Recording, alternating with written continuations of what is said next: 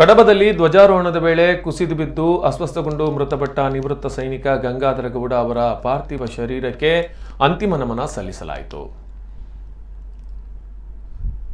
ಕಡಬ ತಹಶೀಲ್ದಾರ್ ಕಚೇರಿ ಮುಂಭಾಗದಲ್ಲಿ ಸಾರ್ವಜನಿಕ ದರ್ಶನಕ್ಕೆ ಅವಕಾಶ ಮಾಡಿಕೊಟ್ಟಿದ್ದು, ಕುಟುಂಬ ಸದಸ್ಯರು, ಸ್ನೇಹಿತರು, ಕಡಬದ ಸುತ್ತಮುತ್ತಲ ಗ್ರಾಮಗಳ ಸದಸ್ಯರು, ಗ್ರಾಮಸ್ಥರು ಭಾಗವಹಿಸಿ ಯೋಧನ ಅಂತಿಮ ದರ್ಶನ ಪಡೆದು ಕಂಬನಿ ಮಿಡಿದರು.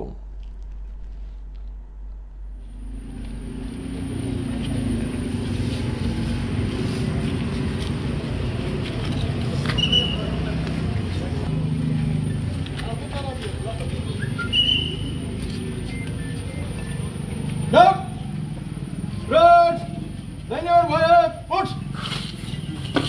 Touch up.